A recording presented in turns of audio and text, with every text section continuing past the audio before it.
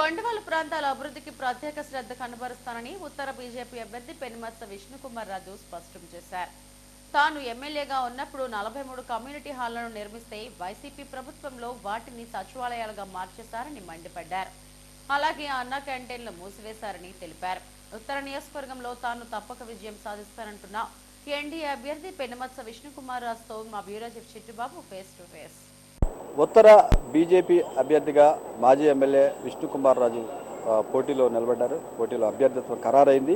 ఈ నేపథ్యంలో ఎన్నికల ప్రచారాన్ని ముందే ఆయన ప్రారంభించడం జరిగింది. ఉత్తరంలో జోరుగా ఎన్నికల ప్రచారం నిర్వహిస్తున్నారు. సరే, ఎలా జరుగుతుంది చెప్పండి సార్. నార్త్ నియోజకవర్గం నుంచి మళ్ళీ నాకు ఉమ్మడి అభ్యర్థిగా అంటే తెలుగుదేశం పార్టీ, భారతీయ జనతా పార్టీ, జనసేన పార్టీ కలిసి నిర్ణయించిన వ్యక్తుల్లో నేను ఒకరిని ఉన్నాను. భారతీయ జనతా పార్టీ తరఫున నేను నార్త్ నియోజకవర్గం నుంచి పోటీ చేస్తున్నాము. ముందుగా మా గుర్తు కమలం గుర్తు, అది పబ్లిక్లోకి మేము తీసుకువెళ్ళవలసిన అవసరం ఉంది. అక్కడ కమలం గుర్తు ఉంటుంది ఎమ్మెల్యే క్యాండిడేట్ ఈవీఎంలో.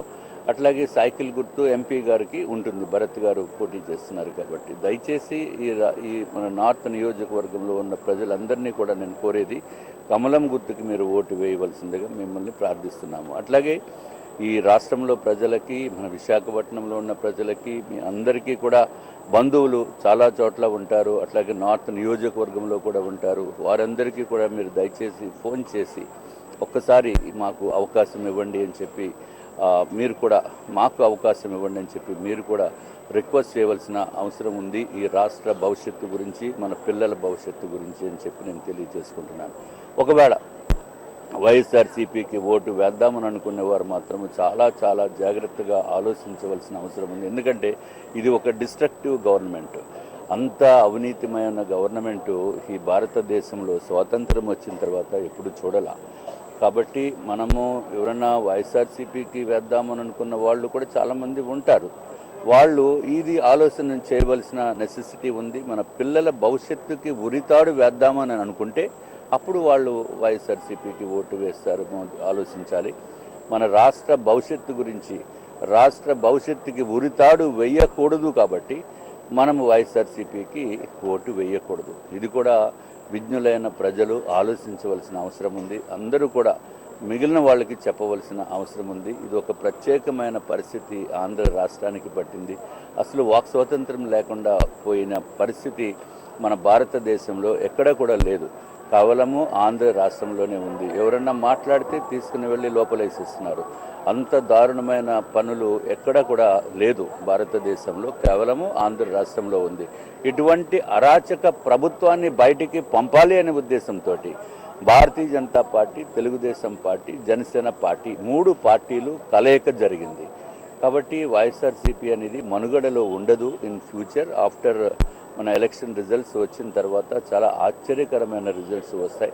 ఇక్కడ విశాఖపట్నంలో ఖచ్చితంగా నార్త్ నియోజకవర్గాన్ని నుంచి నేను గెలుస్తాను. అట్లాగే మిగిలిన అభ్యర్థులు ఎవరైతే కూటమిలో పోటీ చేస్తున్నారో వారందరూ కూడా గెలుస్తారు, ఇంక్లూడింగ్ ఎంపీ భరత్ గారు అని చెప్పి నా యొక్క అభిప్రాయం.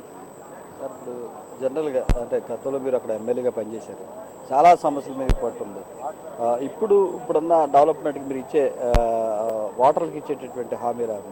ఇప్పుడు డెవలప్మెంట్ ఏముంది? అసలు ఈ 5 yearsలో డెవలప్మెంట్ అనేది జీరో. ఇప్పుడు అన్నా క్యాంటీన్ని మూసేశారు. ఇదివరకు నేను 42 కమ్యూనిటీ హాల్స్ నార్త్ నియోజకవర్గంలో నిర్మించడం జరిగింది 5 years టైంలో. అవన్నీ కూడా మెజారిటీ అవన్నీ కూడా గ్రామ సచివాలయాల కింద మార్చేశారు. అంటే ప్రజల్ని ఇబ్బంది పెట్టారు. వాళ్ళు చిన్న చిన్న ఫంక్షన్స్ చేయాలని అనుకున్నా వాళ్ళు చేసుకునే పరిస్థితి లేనప్పుడు మళ్ళీ ఏదో ప్రైవేట్ ఫంక్షన్ హాల్స్లో చేయవలసిన దుస్థితి ఏర్పడింది. బికాజ్ ఈ దుర్మార్గపు ప్రభుత్వ విధానంతో. నేను వచ్చిన తర్వాత అన్నా క్యాంటీన్స్ ఓపెన్ అయిపోతాయి, దాంట్లో డౌట్ లేదు. ఎవరికైతే మళ్ళీ రేషన్ కార్డులు తీసేసో, పెన్షన్లు తీసేసో అవన్నీ కూడా మళ్ళీ వెనక్కి తీసుకుని వస్తాము. ఎవరికైతే మేము ఇల్లు గురించి వాళ్ళు డబ్బులు కట్టారో వాళ్ళందరికీ ఇల్లు ఇచ్చే ఏర్పాటు చేస్తాము, దాంట్లో సందేహం లేదు. అట్లాగే ముఖ్యంగా అసలు కొండవాళ్ళ ప్రాంతంలో ఇంకా మేము చేసినప్పుడు డెవలప్మెంట్ ఉన్నది, తర్వాత ఇంకా ఏమీ జరగలేదు. అట్లాగే అవన్నీ కూడా మేము ఏదైతే పాతవి ఉండిపోయినాయో అవన్నీ కూడా కంప్లీట్ చేస్తాము. తర్వాత ఈ ఏదైతే ఈ గ్రామ సచివాలయాల కింద ఉన్నాయో ఈ మన వార్డ్స్లో ఉన్న ప్లేసెస్లో కమ్యూనిటీ హాల్స్లో అవన్నీ కూడా బయటికి తీసి వేరే ప్రైవేట్ బిల్డింగ్స్లో సచివాలయాల కింద పెట్టి ఇవి పబ్లిక్కి అందుబాటులో వచ్చేటట్టు చేస్తాము.